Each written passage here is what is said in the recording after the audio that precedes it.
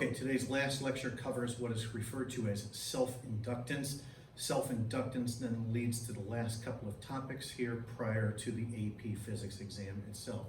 So the end is in sight. Okay, with respect to what is called self-inductance, this is a little tricky, as you'll see. Okay, let's say that I have a coil of wire. Like so, and then let's say that I begin to send a current through that coil of wire. Okay, for now, it's a direct current.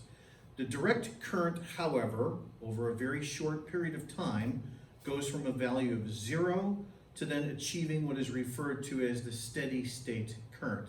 The amount of time that this takes is usually quite small. Basically, what I'm describing here is essentially what happens when you immediately, for example, turn on a battery.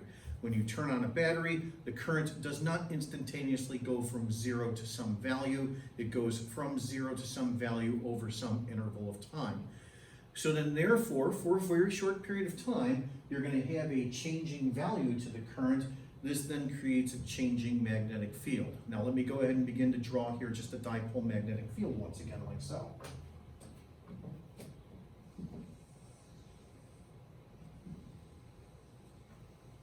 Okay, then let's say the magnetic field points in this direction like this. Let me neaten up my diagram like so. However, as the current increases from 0 to eventually what is called its steady state value, then the magnitude of this magnetic field increases as well. Okay, so the current I increases from 0 to eventually what is called its steady state value. So then therefore the magnitude of this magnetic field is changing while that happens. In this case it's increasing. So the magnitude B increases. This then means for a brief period of time there is a changing magnetic flux passing within the coil itself.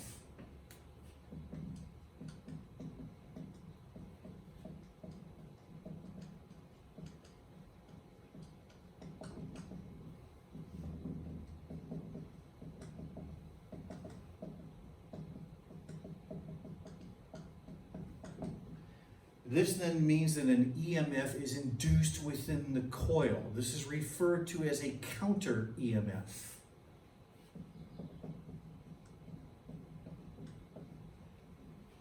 A counter EMF, epsilon, is induced within the coil itself. That counter EMF is always induced such that it opposes the changing magnetic flux.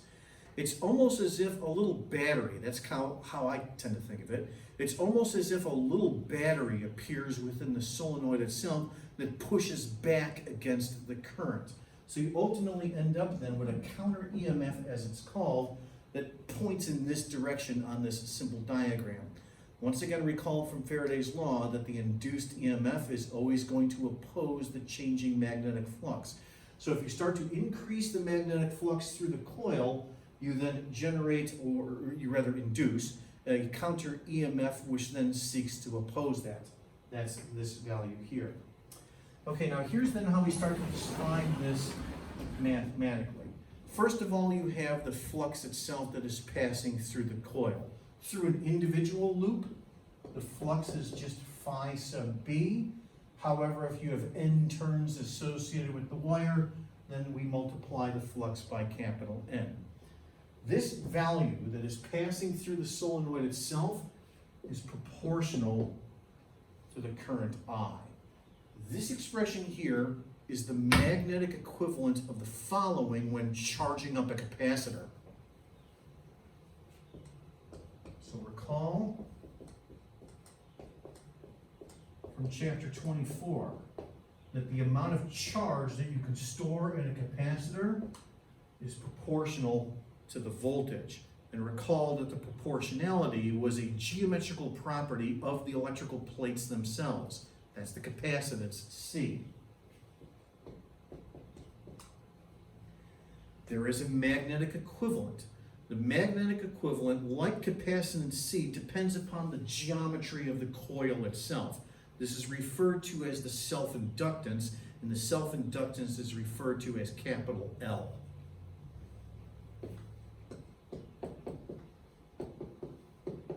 So capital L is referred to as the self-inductance.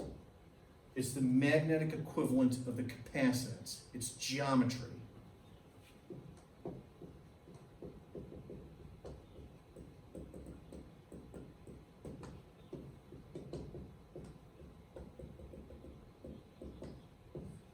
Basically, think of it this way. The geometry of the solenoid, that's ultimately going to determine how much counter EMF is induced in the solenoid as the current begins to flow. In other words, how well this little battery, if you will, is able to push against you while you're trying to send current through. If you just have a straight wire all by itself, then the amount of self-inductance is next to nothing. However, when you do have a coil of wire wrapped up as a solenoid, there is obviously a large magnetic flux that is passing through it. Therefore, at that point, the self-inductance, as it's called, becomes important. Okay, now this is a new quantity for us. Let's go ahead and briefly check the units. If you recall back in chapter 24 for capacitance, it was coulombs per volt, and that was referred to as a farad. In this particular case, it's the units of flux divided by current. This is referred to as a Henry. So the units of the self-inductance L are referred to as the Henry. It's named after Joseph Henry, who is an electrical engineer back in the 19th century. It was important with the ultimate generation of alternating current, et cetera, et cetera. He was one of those guys. He basically worked with Thomas Edison. Okay, now when it comes to calculating self-inductance, once again, this is the magnetic equivalent of capacitance. There's really only one situation for us to look at, and that is then therefore the solenoid. Now, before I get to the solenoid, which is a detailed example, it's example number 3 in today's lectures, here's then how you write, by the way, Faraday's law to describe this induced counter EMF. Okay, so let's jump back to Faraday's law for a moment and recall that the EMF is equal to the following expression. So basically take this expression here on the right-hand side and differentiate it with respect to time. Okay, the self-inductance doesn't change with respect to time. That's like capacitance, for example. Once again, it's basically just geometry. It's I, the current, that changes with respect to time. Remember, the current goes from 0 and then eventually reaches what is called its steady state value. So this right here is changing with respect to time. So then therefore, the counter EMF that's induced is equal to the following.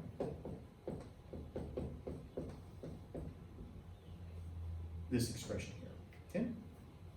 Okay, now getting to the problem itself, go ahead and copy down the third problem from today's lecture examples. So we're going to calculate the self-inductance of a solenoid. We're going to ignore edge effects when we do this. Then the solenoid is connected to a DC potential difference. So it's connected to a battery, and for now we're ignoring resistance. Calculate the potential energy stored in the solenoid and the energy density of the magnetic field after the steady state current has been achieved.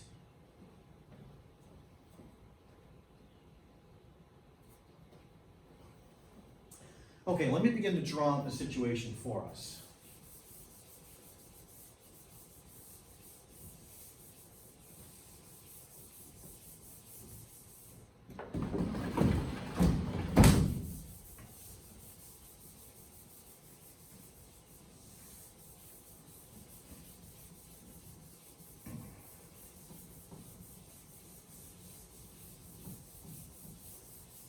Okay, so as I said, for now, we're ignoring resistance. Okay, we have here a battery. Potential difference, we'll just refer to it as epsilon. And then we hook it up to a solenoid. The symbol for a solenoid, the symbol for an inductor, looks like this. It's a little coil of wire like so, and it has a self-inductance L associated with it that we're going to calculate in just a few moments. Okay, and then the current I flows. It goes from 0 and it eventually reaches its steady state value. Okay, while it is changing with respect to time, you have a counter EMF that is induced in this direction. However, when the current does eventually reach its steady state, there is no longer a changing magnetic flux within the solenoid. This then means that there is no longer a counter EMF. But you do have a magnetic field that is then present here within the solenoid itself. Just like an electric field stores potential energy, a magnetic field also stores potential energy. That's one of the things that we're going to calculate here. Once again, we're assuming that there is no resistance throughout this process. Okay, now let's take a look at just the solenoid itself. Okay, so here's the solenoid, like so. It has a length L associated with it. It has a cross-sectional area A associated with it, and it has a number of turns associated with it. Let's refer to that as N. Okay, so here's basically what we have to calculate in order to find the self-inductance L. N times the flux equals L times I. So we have to write an expression here for the flux. Okay, the flux itself is just B times A. Because the magnetic field, remember, just confined to the tunnel itself for an idealized solenoid, just looks like this. So right here is the magnetic field B. Once again, as it says in the problem, we're ignoring edge effects. Okay, so the flux itself is B times A. Jump back, for example, to Ampere's law. What is B equal to for a solenoid? B for a solenoid is mu naught Ni, where N is the number of turns per length. Like so. So let's go ahead and take this, multiply it by the area A, and then stick it into here. So N times the flux equals this.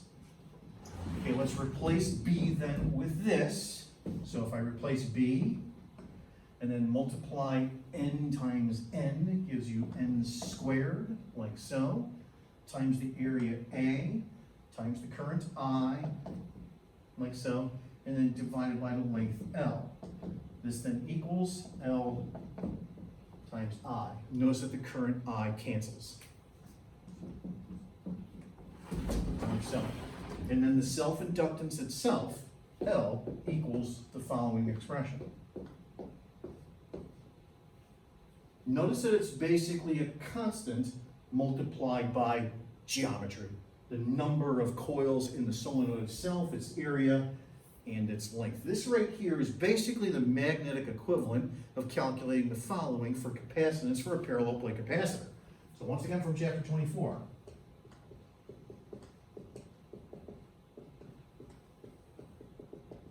If you recall, the capacitance for a parallel plate capacitor is epsilon naught A divided by D, where A was the area of the plates and D was the plate separation. This is the magnetic equivalent of it. So basically how well we can store magnetic potential energy in this case depends upon the geometry of the solenoid itself. Okay, that's the first portion of the problem. Okay, now we're going to calculate the potential energy that's actually stored in the solenoid once we reach the steady state current, and then we'll calculate the energy density of the field itself. Once again, recall the following from the parallel plate capacitor. Once the capacitor has been charged up, recall that the potential energy stored is 1/2 CV squared. We're going to come up with the magnetic equivalent of that.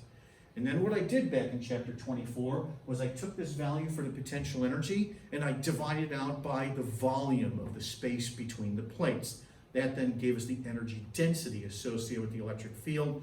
Its magnetic equivalent is what we're going to find here. Recall from chapter 24 that the energy density was 1/2 epsilon naught times the magnitude of the electric field squared. Once again, we're going to come up with the magnetic equivalent of all of that, okay? Okay, so let me do a little bit of erasing here. I am going to need this value, so let me keep it here on the board.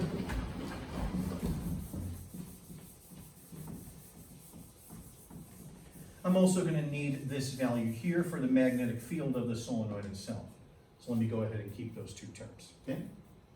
Okay, now we have power being delivered by the battery. The power delivered by the battery is the epsilon of the battery multiplied by the current I. Like so. However, the epsilon here is also going to be the same thing as the counter EMF that is generated, if you will, within the solenoid itself. Once again, we're ignoring resistance. So this guy here is equal to this. Okay, now recall that epsilon is equal to the following from Faraday's law. Its magnitude is L times di dt. So I'm going to have L times di dt. We're ignoring the negative sign, by the way, because I've already taken care of the direction here with my diagram. So I'm going to have then epsilon, this quantity here, times I. Like so. Once again, this is power. Okay, now, the power delivered by the battery is equal to the change in potential energy of the battery with respect to time. This is the same as the change in the potential energy stored within the solenoid with respect to time, because once again, we're assuming no heat loss. So then therefore, the infinitesimal amount of potential energy is equal to power multiplied by time, where the power is this expression here. We're going to take this expression here and multiply it by time, and then we're going to integrate to get the amount of potential energy that's stored within the solenoid once we've achieved the steady state current. So then therefore, I'm going to have potential energy stored within the magnetic field now as being equal to the following. Integral of power multiplied by time. Let's take this and stick it into here. Li.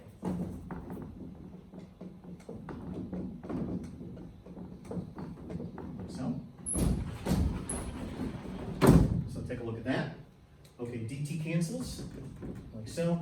And now the variable that we're integrating over is the current I, from its initial value of 0 to its final value of I, like so. So then therefore, the magnetic potential energy stored within the solenoid itself is equal to the following integral. If you integrate this, by the way, you just simply end up with the following. 1/2 Li squared. This right here is the magnetic equivalent of this expression here, the amount of potential energy stored within a charged up capacitor. This is the magnetic equivalent of that. It's like charging up a solenoid, if you will. That's an easy way of thinking of it. Once again, once we achieve the steady state current, the epsilon, the counter EMF that's induced, is 0, but the magnetic field is there. So then therefore, the amount of potential energy stored in that magnetic field is this quantity right here. Okay, then lastly, we come up with an expression for the energy density. In other words, we're going to come up with the magnetic equivalent of this. That involves just a couple of steps. All right, so for energy density,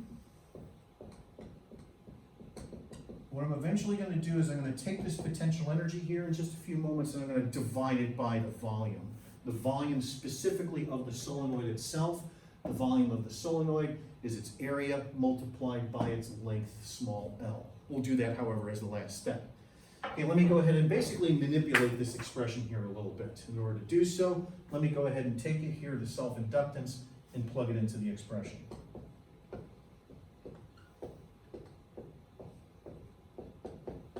Like so. Okay, and now let's get rid of the current I. In order to do so, that's where this expression for the magnetic field of the solenoid itself becomes important once again. So let me now go ahead and do a little bit of erasing here. And I don't need this derivation anymore. I've done that. All right, so right here is the magnetic field within the solenoid. What I'm going to do is solve this for I. That's the easiest way to do the math here. So take L, like so. Oops, V times L. Okay, take mu naught N. Like so. That gives us the current I. And let's go ahead then and plug that into here. Okay? All right, so first of all, I got all this junk. Like so. And now multiply by I squared. So that's squared. So B squared, L squared over mu naught squared, N squared, like so. And then at this point, you can see a bunch of stuff starts to cancel out. All right, so first of all, the N squareds cancel here and here. Okay, and L cancels here and here. And a mu naught cancels here and here. You end up with a mu naught in the denominator, like so. So then therefore, the potential energy is the following. first of all, 1/2 b squared over mu naught, and then multiply by A times L. A times L is the volume of the space of the solenoid itself. So then therefore, to get the energy density now, the last step is just divide out by the volume.